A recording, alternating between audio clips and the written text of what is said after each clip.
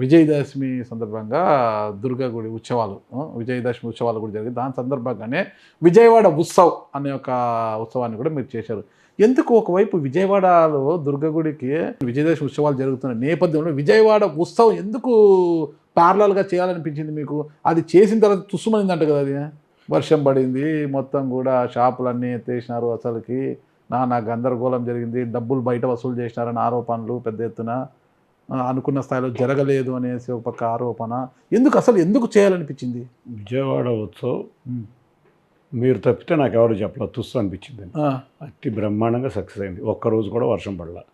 అమ్మవారి దయ వల్ల మేము తీసుకునే ముందు మాకు విజయవాడ ఉత్సవం స్టార్ట్ అయ్యే ముందు వర్షాలు ఉన్నా కూడా 21వ తారీఖు నుంచి 2వ తారీఖు దాకా ఒక్కరోజు వర్షం పడలా.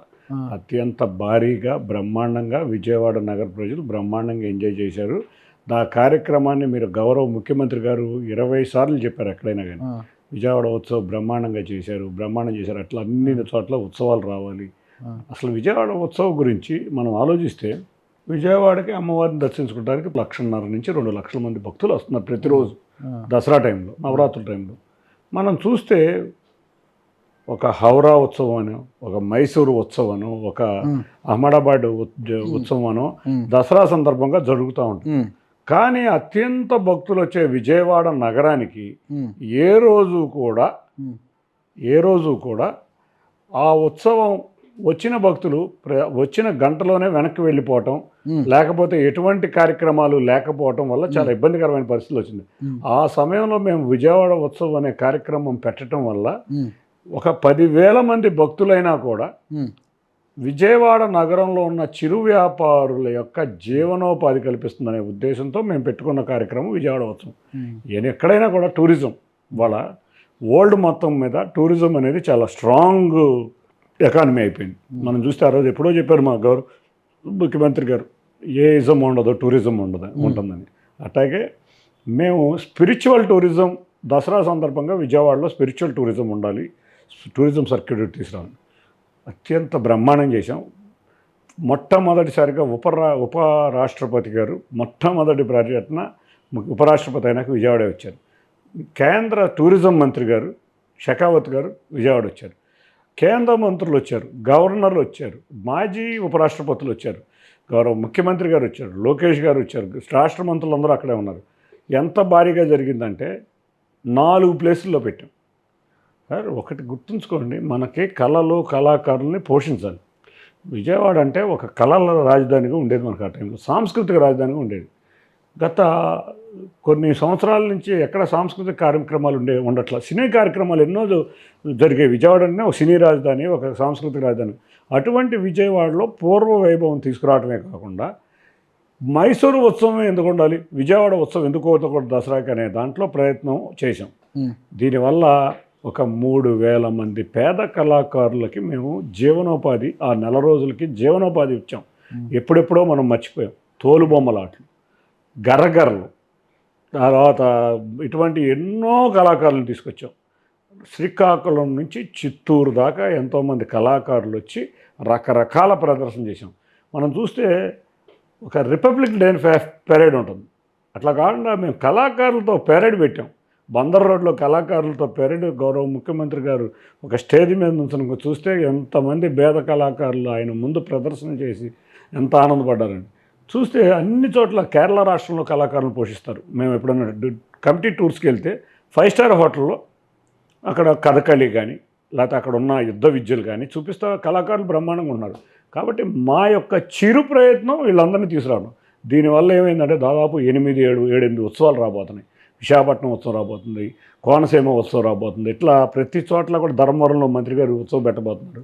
ఇట్లా మమ్మల్ని ఎగ్జాంపుల్గా చూసుకుని 7-8 చోట్ల పెట్టి ఆ సిటీని ఒక వైబ్రేషన్. మనం చూస్తే విజయవాడలో మొన్న వరద వస్తే నీళ్లు చూడటానికి కొన్ని వేల మంది వెళ్ళి ప్రకాశం బ్యారేజ్ ముందు ఉన్నారు. ఎవరికి ఒక ఎంటర్టైన్మెంట్ ఉండేది. మేము 4 చోట్ల పెట్టాం. ఒక తుమ్మలపల్లి కళాక్షేత్రం, ఘంటసాల వారి కళాక్షేత్రం, గొల్లపూడి అండ్ పున్నమిఘాట్. అన్ని చోట్ల కొన్ని వేల మంది వచ్చారు. భక్తులు కూడా వచ్చి అక్కడ ఎంజాయ్ చేసి వెళ్ళారు. బ్రహ్మాండమైన విపరీతమైన సక్సెస్ అయింది. విజయవాడ ఉత్సవం ప్రతి సంవత్సరం దసరా సమయంలో విజయవాడ ఉత్సవం అమ్మవారి ఆశీస్సులతో అమ్మవారి వచ్చే భక్తుల్లో వచ్చేవారు. మేము అనుకునేది ఏంటంటే వ్యాపారస్తులను కూడా మేము విజయవాడ ఉత్సవం డిస్కౌంట్ అనౌన్స్ చేయండి, ఒక 3 నెలల నుంచి ఉంది, మాకు వెరీ షార్ట్ టైం ఉంది, 3 నెలల ముందు నుంచి అనౌన్స్ చేస్తే అమ్మవారు వచ్చిన భక్తులు 10,000 మంది కనుక విజయవాడలో వ్యాపారస్తుల దగ్గరికి వచ్చే చిన్న వ్యాపారాలు అంటే కొనుక్కునే వాళ్ళు కనుక కొనుక్కోగలిగితే వ్యాపారాలన్నీ సర్క్యులేషన్ మనీ వచ్చింది. ఏదైనా ఒక టూరిజం ప్రాజెక్టు ఒక ఉత్సవం ఎందుకు పెడతామంటే మనం చూసాం కుంభమేళాలో అసలు ఎంత రెవెన్యూ వచ్చింది సిటీకి.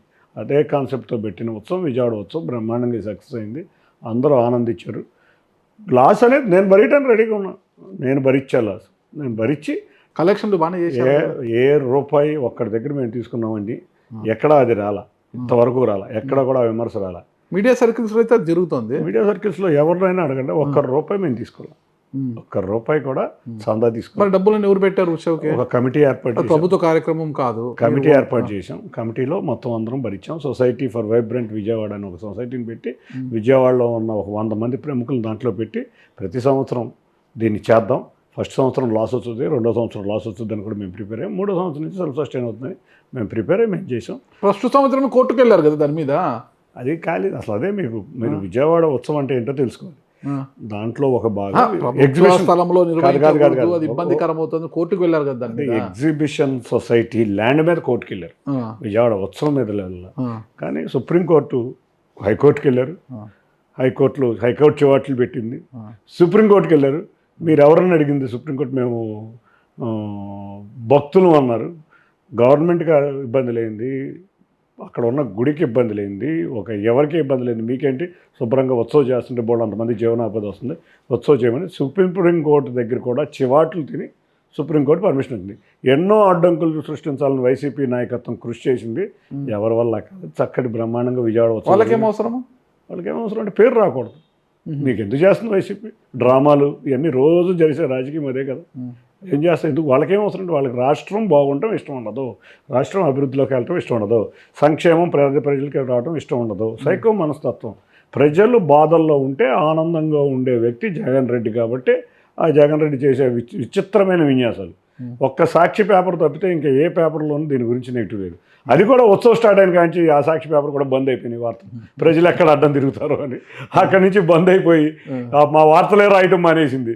అన్ని పేపర్లు, అన్ని మీడియా హౌస్లు మమ్మల్ని ఎంకరేజ్ చేసి బ్రహ్మాండంగా ఉత్సవం జరుగుతుంది, పేద కళాకారులు బ్రహ్మాండంగా చూసుకుంటున్నారు, బ్రహ్మాండంగా. నిజంగా చూస్తే అండి నేను మాట్లాడుతుంటే ఒక తోలుబొమ్మ ఆట 120 సంవత్సరాల క్రితం తయారు చేసిన బొమ్మలు, జీవనోపాధి లేకుండా ఆ వ్యక్తులు నా దగ్గరికి వచ్చి మేము ప్రే చేస్తుంటే మాకు 4 నెలల రోజులు జీవనోపాధి ఇచ్చారండి మీకు అంటే నిజంగా అంతకన్నా మనకి కావాల్సిన ఆనందం ఏముంటుంది. కాబట్టి అటువంటి కార్యక్రమాలు అన్ని చోట్ల ప్రతి నెల ఒక్కొక్క సిటీలో జరిగితే పేద కళాకారులకు మంచి ఇది రావటమే కాకుండా ఆ సిటీకి ఒక వైబ్రేషన్ వస్తుంది.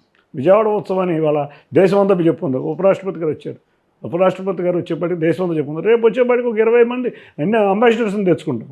ఇంటర్నేషనల్ ఫెస్టివల్గా దాన్ని తీసుకెళ్తాం. బ్రహ్మాండంగా చేసాం. ప్రతిరోజు డ్రోన్ షో చేసాం.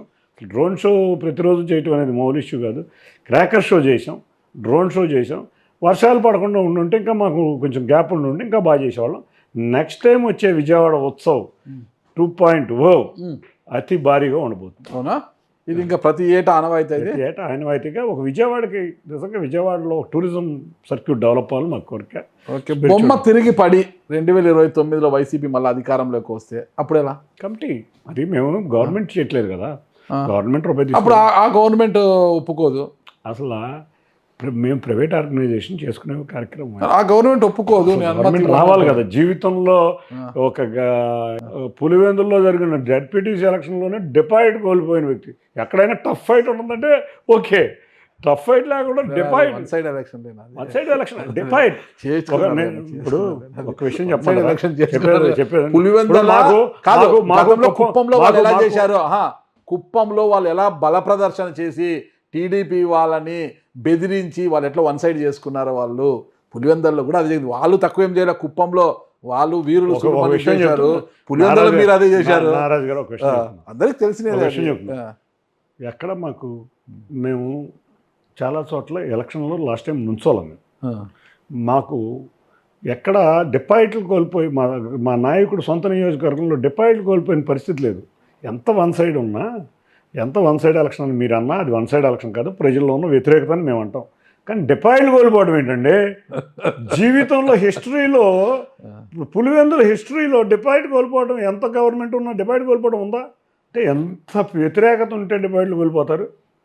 ఓకే, నిజమే మీరు చెప్పింది అనుకోండి, టఫ్ ఫైట్ ఉంటుంది. డిపాజిట్ కోల్పోయాడంటే నెక్స్ట్ టైం ఎమ్మెల్యే కింద కూడా గెలవడం.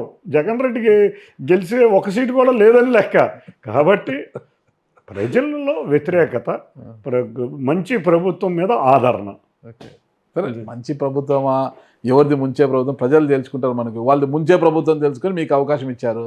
మరి తర్వాత 2020లో ఏమవుతుందో అనేది ప్రజలు నిర్ణయిస్తారు, మనం చెప్పలేము. వాళ్ళు ఉన్నప్పుడు బల ప్రదర్శనలు ఎక్కడ చేశారు, వాళ్ళ బల ప్రదర్శన మీరు బాయ్కాట్ చేశారు ఎలక్షన్ ని. ఆంధ్రప్రదేశ్ రాష్ట్రం అంతా పండగ వాతావరణం ఉంది. మీకు ఒక విషయం మేము అడుగుతున్నాం, మా ఈ నామినేషన్లు కూడా వేయలేమని పరిస్థితులు చూశారు మీరు. మేము అట్లా చేయలేదే, మిమ్మల్ని ఎక్కడ నామినేషన్లు కూడా వేయలేదు. పులివెందుల్లో ప్రజాస్వామ్య ఎలక్షన్ చేసిపించాము, ఎక్కడ నామినేషన్లు ఆపలా, మేము ఎక్కడ ఇది ఆపలా. రేపు రాబోతున్నాయి కదా పంచాయతీ మున్సిపాలిటీ ఎలక్షన్లో, ప్రజాదరణ ఏ విధంగా ఉండబోతుందో చూస్తారు కదా మీరు. బ్రహ్మాండమైన ఆదరణ. ఎందుకంటే మీరు చూస్తే ఇప్పటికి తేడా సంక్షేమం ఇస్తున్నాం, అభివృద్ధి ఇస్తున్నాం, రెండు సంపాదనలో తీసుకెళ్తున్నాం, ఉద్యోగాలు ఇస్తున్నాం. ఇంకా ప్రజలకి కావాల్సిన అవసరాలన్నీ చూసే ముఖ్యమంత్రి ఉండగా ఇంకెందుకు గొప్ప ప్రభుత్వం మారు. రాబోయే 20 సంవత్సరాలకి కూడా ఈ ప్రజాప్రభుత్వం రాబోయే 20 సంవత్సరాలకి ప్రజాప్రభుత్వానికి అడ్డంకి లేదు. అదంటే లోకల్ బాడీ ఎలక్షన్స్ ఎప్పుడు కూడా ఎవరు అధికారం ఉంటే వాళ్ళకి అనుకూలంగా ఉంటుంది అన్నమాట. లోకల్ బాడీ ఎలక్షన్స్ అటు ఇటుగా ఉండదు. దాదాపు 90% అధికారం వైపే ఉంటే ఒక 10% అక్కడక్కడ ఏమన్నా ప్రతిపక్షం వైపు ఉంటుంది తప్పితే చాలా. నాకు బాగా గుర్తు 2014లో లోకల్ బాడీ ఎలక్షన్స్ జరిగింది. మేము అధికారంలో లేవు అప్పటికి. మనకు అసెంబ్లీ ఎలక్షన్ కూడా అవ్వాలి. ఆ సమయంలో జరిగిన ఎలక్షన్ రిజల్ట్ 2014 అసెంబ్లీ ఎలక్షన్స్ ముందు డిక్లేర్ చేశారు. రేపు ఎలక్షన్ అసెంబ్లీ డిక్లేర్ చేస్తాం. మేము క్లీన్ స్వీప్ చేసాం. అట్లా ఎందుకుంటుంది, మేము ప్రతిపక్షంలో ఉండి క్లీన్ స్వీప్ చేసాం ఆ రోజు. అప్పుడు కాంగ్రెస్ పార్టీకి ఇంకో విషయం, Congress party by election YCP అప్పుడే కొత్తగా వచ్చింది, టీడీపీ మీద నమ్మకం పెరిగింది. ఓకేనా, రాష్ట్ర విభజన నేపథ్యంలో అధికార పక్షానికి కాంగ్రెస్ పార్టీకి నూకలు చెల్లిపోయినప్పటికే రాష్ట్రాన్ని అడ్డగోలుగా విడదీసిందనేసి కాంగ్రెస్ పార్టీకి చీటి చించేసినారు. ఇట్లా కాంగ్రెస్ పార్టీ వైపు చూసేవాడు కూడా లేడు. వైసీపీ అప్పుడే కొత్త పార్టీ, అది టీడీపీ నాయకుడు చంద్రబాబు మీద ప్రజలకు ఒక నమ్మకము, సీనియర్ లీడర్ ఈయనైతేనే అభివృద్ధి చేయగలుగుతాడని కదా. కొత్త పార్టీ ఏంటండి, అప్పుడు ప్రతి ఎలక్షన్లోనూ వైసీపీ గెలిచింది. ప్రతి ఎలక్షన్ ఏంది, వాళ్ళ అసెంబ్లీ ఎన్నికలు కాంగ్రెస్ పార్టీలో ఉంటున్న వాళ్ళు రాజీనామా చేసి బయటకు వస్తే ఉప ఎన్నికలప్పుడు కాంగ్రెస్ పార్టీని దేకేవాడు లేడు. ఇప్పటికీ లేదు, అది ఇంకెప్పటికీ అది అంతే. దేకేవాడు లేడు, కాంగ్రెస్ పార్టీలో దేకేవాడు లేడు. కాబట్టి జగన్కి అప్పుడు తండ్రి చనిపోవడము, సానుభూతి ప్రజల్లో ఉన్నాడు, ఒక మాస్ లీడర్ కాబట్టి వచ్చినాయి సీట్లు, లేదని లేదు. 14కి ఏంటి, చంద్రబాబు నాయుడుకి జగన్ చూసినప్పుడు విడిపోయినది, ఇది పేద రాష్ట్రంగా వచ్చింది కాబట్టి చంద్రబాబు నాయుడు అయితే దీన్ని డెవలప్ చేయగలుగుతారని ప్రజలు నమ్మి టీడీపీకి పట్టం కదా. అందుకే ఒక్క ఛాన్స్ అని చెప్పి బోటప్ కబుర్లు అన్నీ చెప్పి అధికారంలోకి వచ్చాడు. కానీ ప్రజల పరిస్థితి ఏమైపోయిందంటే, జీవితంలో ఒకసారి అడిగాడు, ఒకసారి ఛాన్స్ ఇచ్చేసాం, ఇంకోసారి ఇవ్వాల్సిన పరిస్థితి లేదు. కాబట్టి జీవితంలో జగన్ నమ్మే పరిస్థితి. ఎందుకంటే చీకటి రోజులు, ఎమర్జెన్సీ రోజులు చూశారు ప్రజలు. ఇవాళ మీరు జర్నలిస్ట్గా మిమ్మల్ని వదిలేస్తే ఎంతోమంది జర్నలిస్టులు క్వశ్చన్ అడిగే పరిస్థితి లేదు. ఎన్జిఓస్కి అయితే ఎవరన్నా వెళ్ళి ఏదన్నా సమావేశం అవడానికి టైం ఇచ్చే పరిస్థితి లేదు. అసలు ఏ రోజు కూడా ఒక రాక్షస రాజ్యాంగం కనపడింది ఆ రోజు. నిజంగా ఇవాళ చూస్తే ప్రతి ఒక్కరికి చక్కగా చంద్రబాబు నాయుడు గారు అంటే ఏంటో అప్పుడు అర్థమైంది ప్రజలకి. అమ్మో, మేము చాలా తప్పు చేసాం, ఎన్నిసార్లు మేము ఆయన అభివృద్ధి చూపిస్తున్నా ఏదో బోడా కబుర్లు చేసి నవరత్నాలు ఆరత్నాలు అని చెప్పి ఏదో మోసపోయామని చెప్పి జీవితంలో రాకూడదని కోరుకుంటున్నారు. ఇప్పుడు కూడా ప్రజలు ఇంకా చీకటి రోజులు మర్చిపోలేకపోతున్నారు.